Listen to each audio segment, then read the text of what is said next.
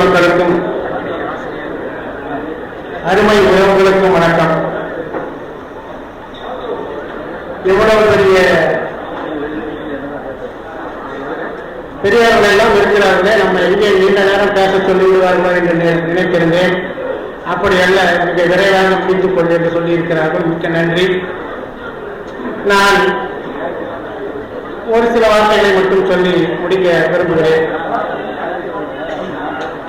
இலங்கையிலே யாழ்ப்பாண நூலகத்தை கொடுக்கிறார்கள். ஒரு நூலகத்தை கொடுக்க வேண்டிய தேவை என்ன? ஒரு நூலகத்தை, ஒரு நூலகம் அதற்குள் என்ன வைத்திருக்கிறது என்று சொன்னால், ஒரு சமூகத்தினுடைய அறிவு, வரலாறு, பண்பாடு எல்லாவற்றையும் ஒரு நூலகம் வைத்திருக்கிறது.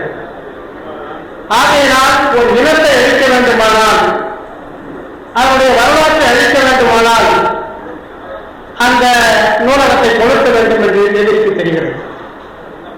அந்த அடிப்படையிலேயே யாழ்ப்பாண நூலகம் கொடுக்கப்பட்டது. ஒருவர் தன்னுடைய வரலாறை தெரிந்து கொள்ளாமல் இருக்கின்ற வரை அவரை அடிமைப்படுத்தி வைத்திருக்க முடியும் என்பதுதான் உலக வரலாறாக இருந்து கொண்டிருக்கிறது.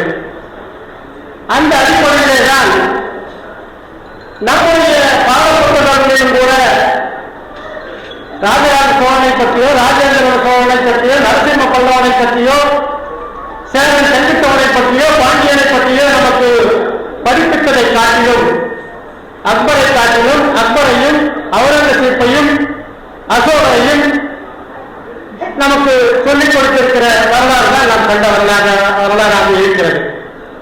அப்படியான ஒரு சூழ்நிலையிலே, நம்முடைய வரலாறை நாம் அறியாத ஒரு சூழ்நிலையிலே இன்றைக்கு வன்னியர்களுடைய வரலாற்றை, அவர்களுடைய ஒட்டுமொத்த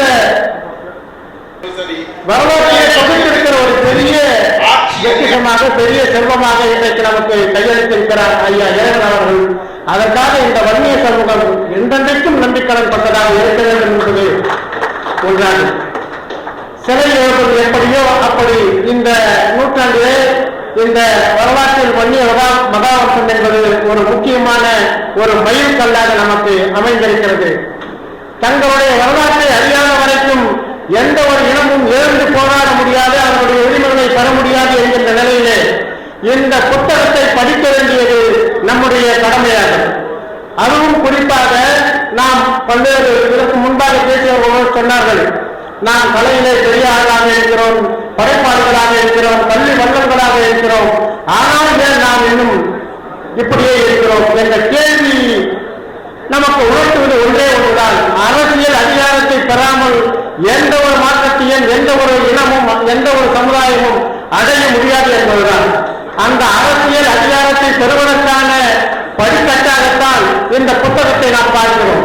அந்த வகையிலே வரலாற்றில் வன்னிய மகாவம்சம் அரசியல் 2 என்ற அந்த புத்தகத்திலே இந்த சுதந்திர காலத்திற்கு முன்பிலிருந்து, சுதந்திரத்திற்கு பின்பிருந்து, அண்ணாமலையின் அமைச்சரவையிலிருந்து அண்மையிலே இன்றைக்கு நடந்து கொண்டிருக்கிற அமைச்சரவைகளை வன்னியர்களுக்கு இழைக்கப்பட்டிருக்கிற துரோகங்கள் தோல்வித்து காட்டப்பட்டிருக்கிறது. இவற்றை ஒவ்வொரு வன்னியர்களும் படித்து தெரிய வேண்டியது நமக்கு கட்டாயமாகும். இப்போது நாம் முன்னிருப்பது அரசியல் அதிகாரத்தை பெறுவது எப்படி என்கின்ற ஒரு கேள்விதான். இந்த அரசியல் அதிகாரத்தை பெறுவது எப்படி என்றால், ஒரு கட்சி அமைக்க வேண்டும், அந்த கட்சி ஆட்சியை பிடிக்க வேண்டும், அந்த ஆட்சியின் மூலமாக அதிகாரத்திற்கு வர வேண்டும் என்பதுதான். ஆனால் இங்கே அது கடந்த 30 ஆண்டு காலமாக வன்னியர்கள் தங்களுக்கான ஒரு அரசியல் சக்தியாக வளர்ந்து கூட அதை அடைய முடியாததற்கான காரணம் என்ன என்பதையும் நாம் கவனத்திலே சிந்தித்து பார்க்க வேண்டிய கட்டாயத்திலே இருக்கிறோம். இன்றைக்கு எந்த வன்னியர்களுக்கு எந்த வகையிலும் போட்டி இல்லாத சிறு சிறு சாதிகள் கூட வன்னியர்களை தடை சக்தியாக பார்க்கிற ஒரு பார்வை இருக்கிறது. இந்த எண்ணத்திற்கு என்ன காரணம்? நமக்கு அவர்களுக்கு சம்மதமே இருக்காது. நாம அவர்களுக்கு போட்டியும் அல்ல, நமக்கு அவர்கள் மீது பொறாயும் அல்ல, அவர்கள் கவனிக்கத்தக்க அளவு கூட ஒரு எண்ணிக்கையிலே இருக்க மாட்டார்கள். அப்படியானவர்களும் கூட வன்னியர்களை எதிரிகளாக பார்ப்பதற்கு காரணம் என்னவென்றால், பாட்டாளி மக்கள் கட்சி என்கின்ற ஒரு அரசியல் சக்தியாக வன்னியர்கள் திறந்திருக்கிறார்கள். வன்னியர்களுக்கான முகவரியாக ஒரு கட்சி இருக்கிறது என்கின்ற காரணம்தான் மற்ற எல்லா சமூகங்களையும், எத்தனை சமூகங்களும் எல்லா சமூகங்களும் அவங்களுக்கான அரசியல் கட்சிகளை ஆரம்பிப்பதற்கான முயற்சிகளிலே இருக்கிறார்கள், தொடங்கியிருக்கிறார்கள், கட்சிகள் நடத்துகிறார்கள்.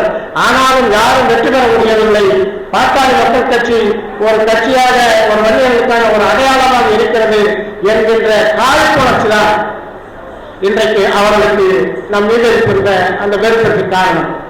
ஆனால் இந்த பாட்டாளி மக்கள் கட்சி ஏன் அரசியல் அதிகாரத்தை தர முடியாமல் போனது என்கின்ற கேள்வியை நாம் நமக்குள் ஏற்றுக் கொள்ள வேண்டிய தேவை இருக்கிறது.